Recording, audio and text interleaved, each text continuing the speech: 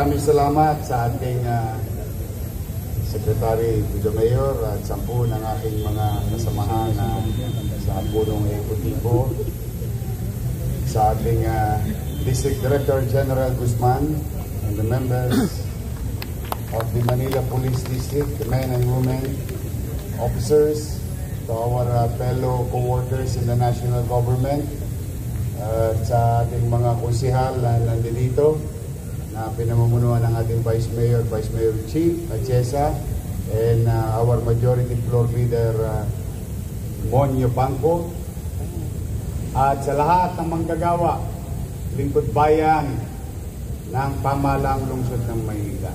Good morning! Good morning! Good to see you again.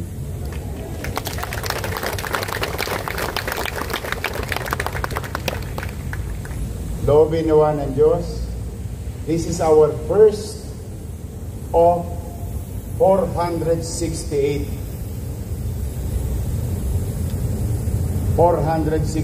flag ceremony. Marami pa tayong pagsasamahan, but nowadays I think hindi naman kaila sa inyo na medyo very challenging ang City of Manila. Physically and fiscally, we are, I don't want to sugarcoat anything. Let's just focus and accept the problem, because in problem solving, acceptance is the key. It's the first step. Ang tanong, may problema ba? Meron. Ang tanong, may solusyon ba tayong gagawin? Yes. Together, all of us here,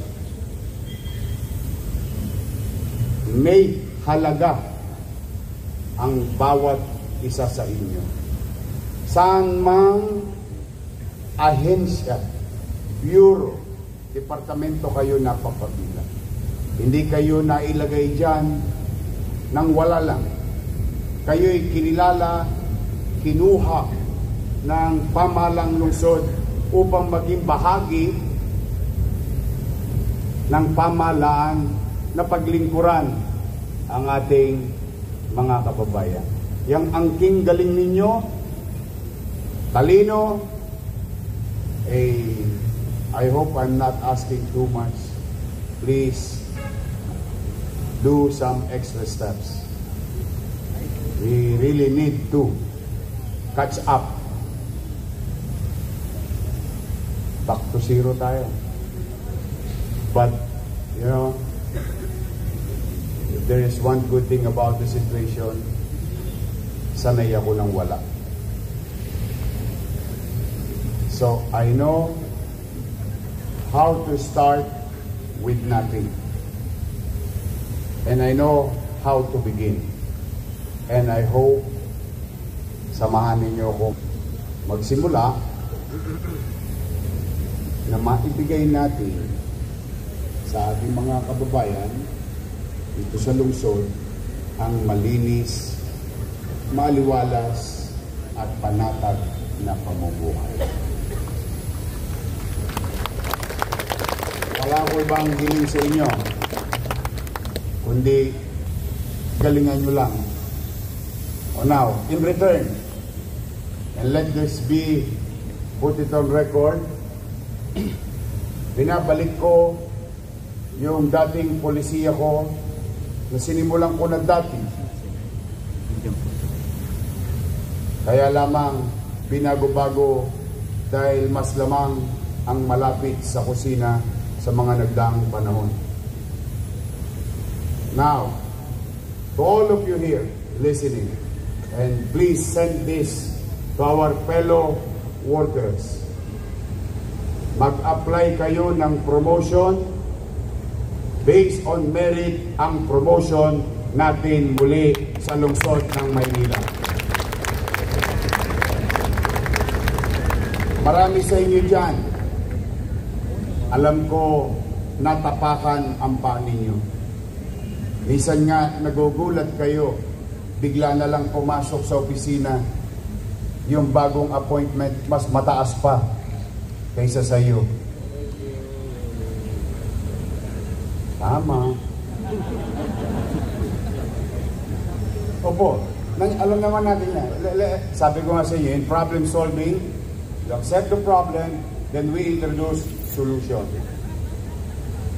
Nung araw, saksi ang Diyos, 98% ng na-promote na permanent, hindi ko kilala, hindi ko nakita. At alam din niya ng mga na-promote noon, ni hindi niyo ako nakamayan. What is the basis of that promotion or giving permanency sa kanyang kinalalagyan? Ay simple lang, based on merit. So, huwag na kayong kabahan. Kung hindi kayo malapit sa akin, hindi kayo mapopromote. Hindi, mag-apply kayo ng promotion ninyo at based on merit and time of service sa atin dito sa lungsod. At ito naman ang paalala ko. Siyempre, hindi naman ako napunta rito ng mag-isa lang. Meron din akong mga kakamping dala-dala. O, kung kukuha rin lang naman kayong item, ang kunin nyo na, yung sa dulo ng walang hanggan. Hindi yung kayo pa nasa unahan. O bakit? Eh may nauna sa inyo eh. True that we have to accommodate you if you are qualified. But maging magalang tayo sa mga kasamahan natin sa loob na opisina na magiging katrabaho natin. Kaya Madam Jo Quintos, you know the drill. Repeat order lang to. Please, huwag kayong mahihiya. Lalo na kung halimbawa kayo'y paritiro na. Marami na bang paritiro rito? Good luck sa inyo.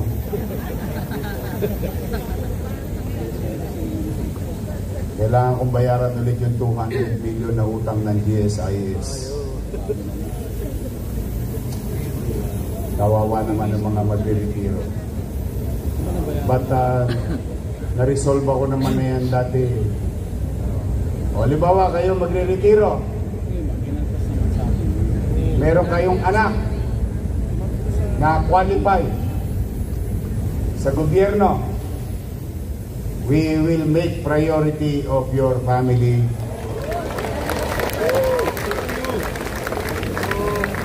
Doon man lang malingon kayo ng pamahalang lungsod na pinaglingkuran ninyo for 20, for 30 years. As a matter of gratitude, as long as they are qualified, they can do so. Yun man lang may pamana nyo sa kanila.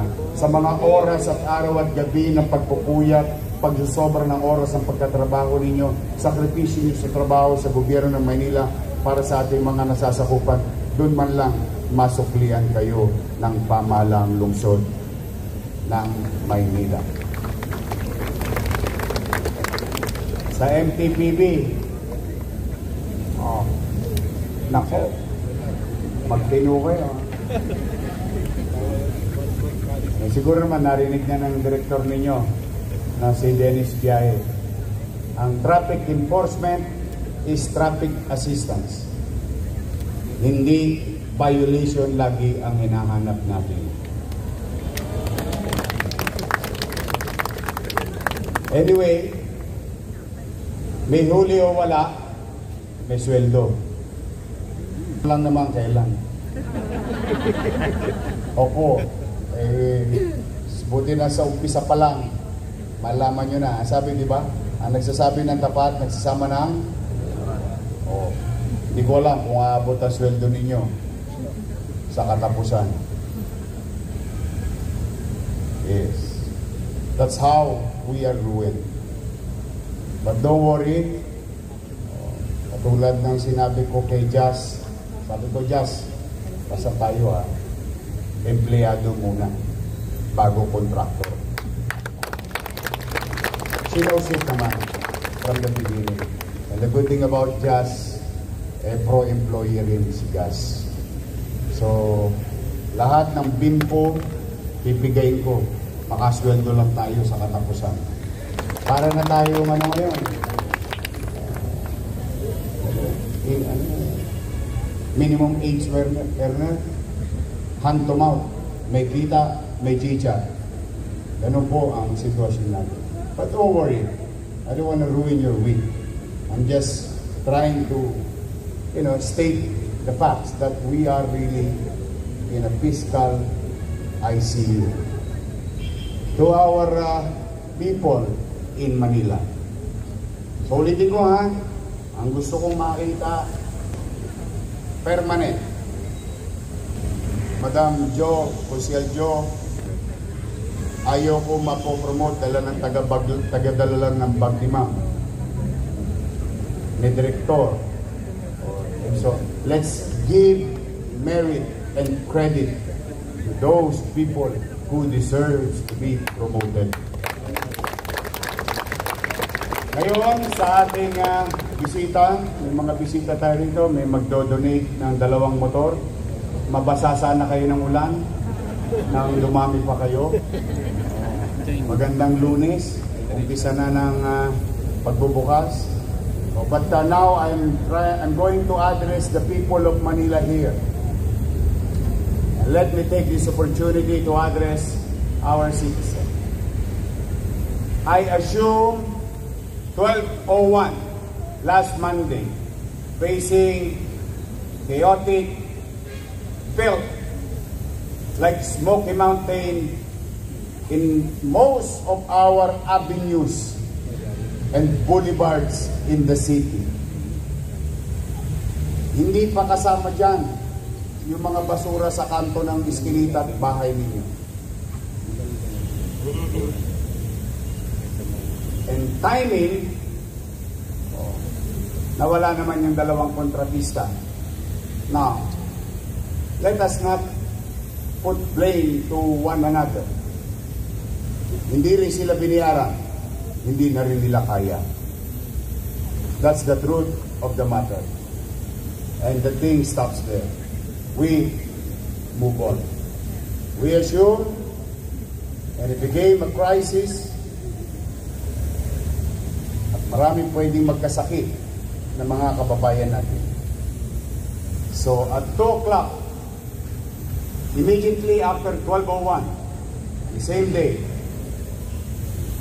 took the responsibility and put things in right order. Sa ngayon, sa awa ng Diyos, I think kayo mismo, dahil marami naman sa inyo dito, taga Maynila, we can honestly say, since Monday, last week, at least, guminhawa na ang ating mga kalsada. Tanong, total mamamayan din naman kayo. Nahakot na ba yung basura ninyo sa kanyang mga lugar? Nahakot na ba? Hindi pa tayo nakakaalpas sa problemang iyon. But 80%, at the very 85% of our garbage crisis is resolved already. And I would like to thank our fellow employees in the city government. I hope hindi naman kalabisan sa inyo. Palakpakan natin yung mga taga-DPS, City Engineering, MDRRMO, MTPB. Nagtulong-tulong na po lahat. Utilizing whatever is left, maximizing and utilizing it properly. At siyempre, maraming salamat, Lionel Waste Management.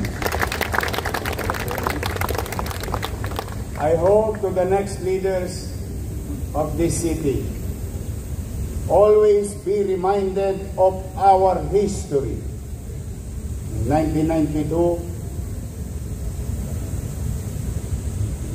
in 2019, ang basura ay issue ng mayaman, middle class at mahirap. Ang basura ay concern ng taong bayan.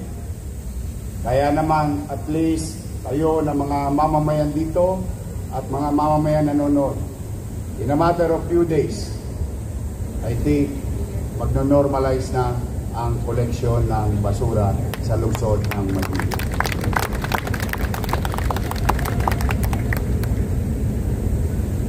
One problem down. Then we go to the next. I went to Hospital ng Maynila and visited our doctors and nurses, and only to find out the night before I randomly visited our hospital. I was informed that the night before ni hiringgilya, ni injection o syringe. Ano yung English? Syringe. Syringe. Panusok. Wala tayo. Karayom. Karayom. Good thing that our OIC Director Padilla and our OIC, masayang-masaya ako, siya ang OIC ng Manila Health Department. Sa Manila Health Department, wala na mga api sa inyo. Wala na sisigaw-sigaw sa inyo. Hindi na rin kakabahan. Yung ibang individual dyan, nakapag-emergency purchase. So why am I saying this? Tanong, sa hospital lang ba ng Maynila yun? I don't think so. I've been around the city, Chichi and I. Ang reklamo ng taong bayan, ang meron lang tayo sa hospital, Togmolo doon, Yakap Sud, at Kispirin, at Simangot. Health centers, wala rin. Dahil lamang sa kagustuhan ng ilang individual.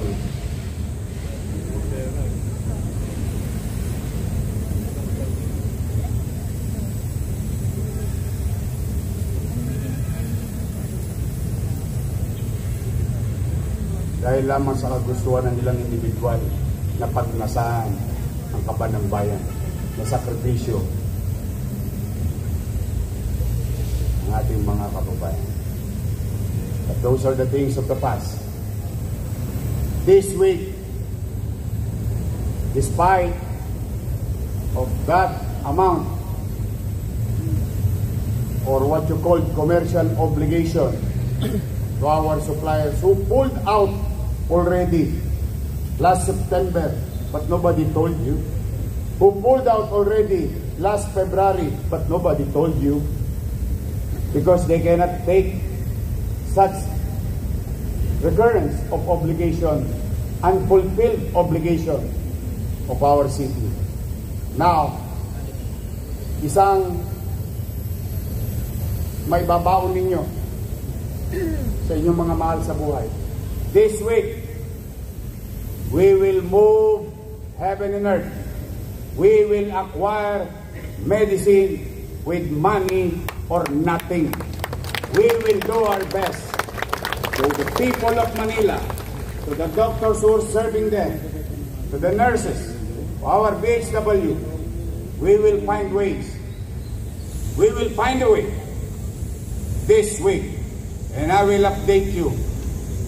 Loobin nawa ng Diyos, makakita pa ako ng bimpong basa nang mapiga ko naman. At sisiguraduhin natin maibalik ang gamot sa 6 na ospital at 40 mahigit na health center sa lungsod ng Maynila. Then after that, the third most important thing also, help me address our fiscal problem. Wala akong hiningi sa inyo sobra. Ang hiningi ko lang, yung takda, pumasok sa kaban. Huwag kayong mag-alala, wala na mga abogado rito na nangaharang at nakikialam ng kanyang departamento.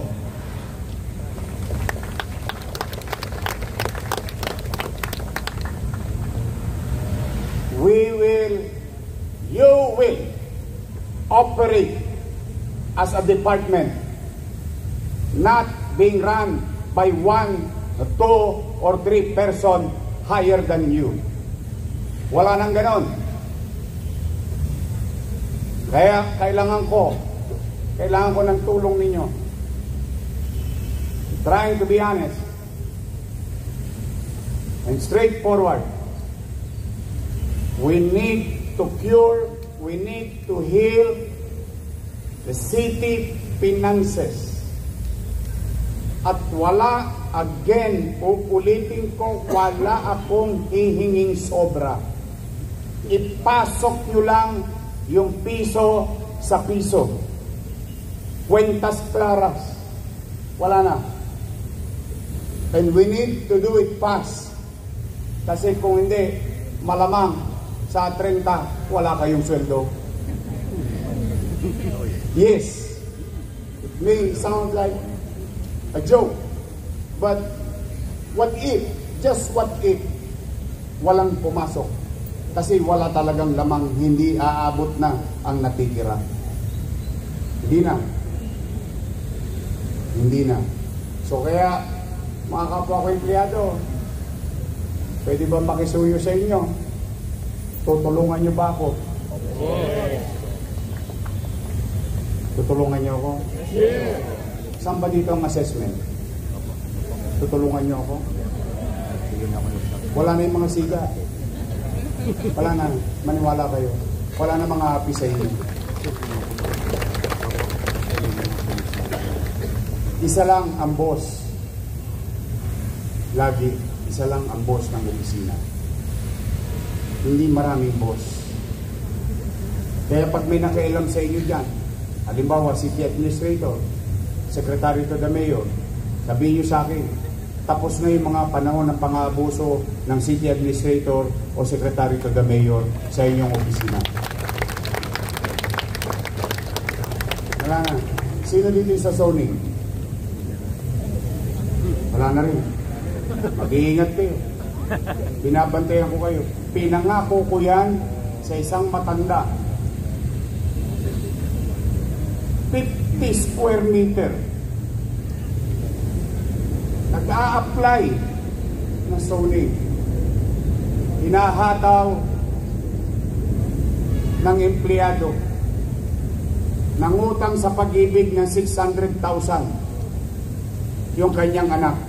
Ang hinihingi ng City Hall, 500,000. I'm telling you straight. Ang kayo piniya.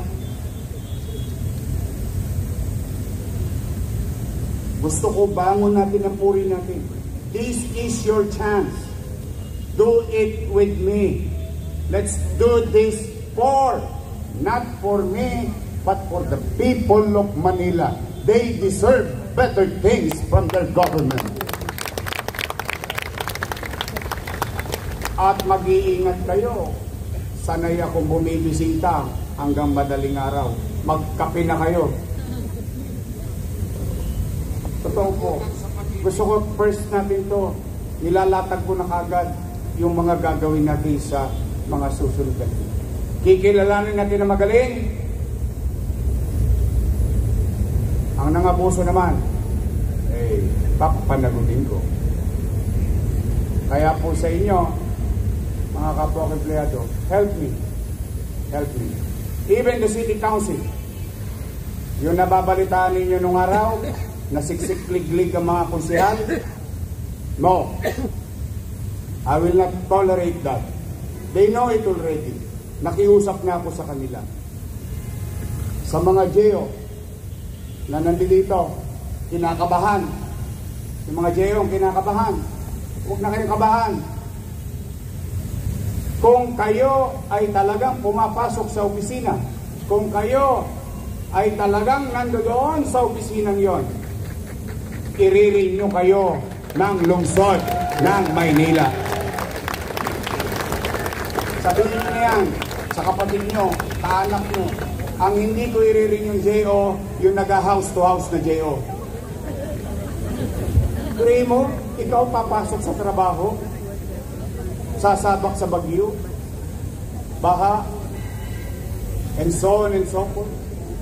Yung kasama mong JO, nakahilata, may 15, may 14.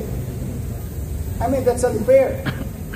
So, while it is true that we are going to cost cut, but we are going to cost cut efficiently, hindi whimsical, hindi kapritsyo. Kaya, yung katulad ng binulong sa akin, maswerte itong mga nakabanda. May 22 kayo, sabi mo. Sabihin mo sa kanila, effective July 1. Kaya pala mahina yung musika kanina.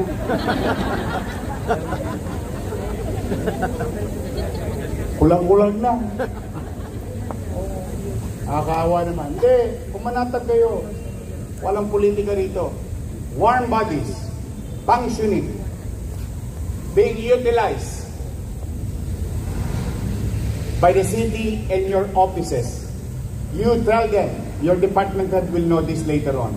Pero gusto ko na kayo na, sa bibig ko na mismo ninyo marinig. Papasokin nyo sila, kasama sila ulit sa pamahalaang lungsod ng Maynila. So that you have this kind of peace of mind and certainty. So muli sa inyong lahat, handa na ba kayo? Yes! Handa na ba kayo? Yes!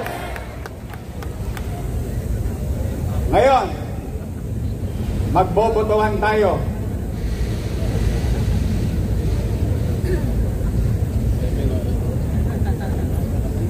Mag-eleksyon tayo. Taasan ang kamay so that you will know and we will know what the majority wants or what is more beneficial to the greatest number, or in this case, city employees of the City of Manila. May concern sa akin. Sabi, ano ba? 8 to 5 o 7 to 4? Teka na. Hindi po to sabayang bigkas. This time, tutulungan natin to. I will hear you. I will listen to you. And I will follow your decision. Taas ang kamay. Tandaan ninyo ha, pag-isipan nyo maigi. This is it. Taas ang kamay na gustong 7 to 4.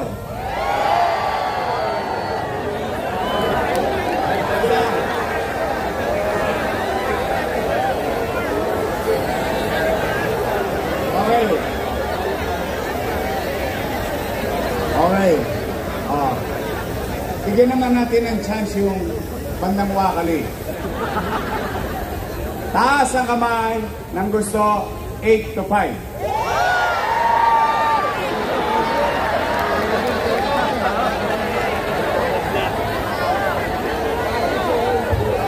Ang tawag dyan, o yan ang resulta ng nakaraang halalan. Mudslide. We are 7.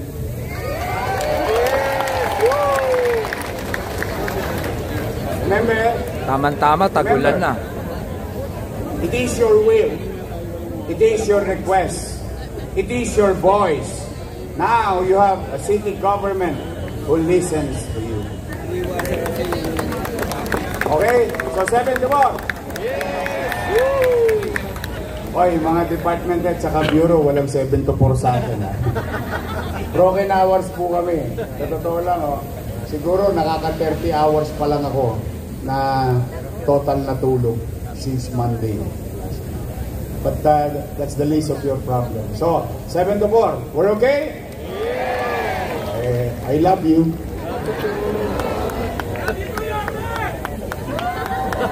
Ulitin ko ha. Huwag kayong mahihiyang magpa-promote kasi wala kayong kakilala. Please. Huwag. If you feel that you deserve it and you're due and it is may merit, you have a city government who can see these things. Okay? Maliwanag ba? Oh, that's it for today. Mag-iingat kayo. Kailangan ko kayo. Then I alone cannot do this on my own. I need each and every one of you. We have to come together. That includes our people. Because together, we can make Manila great again. Magandang araw. Pagpalain nawa kayo ng buong may kapal. Manila! First, thank you.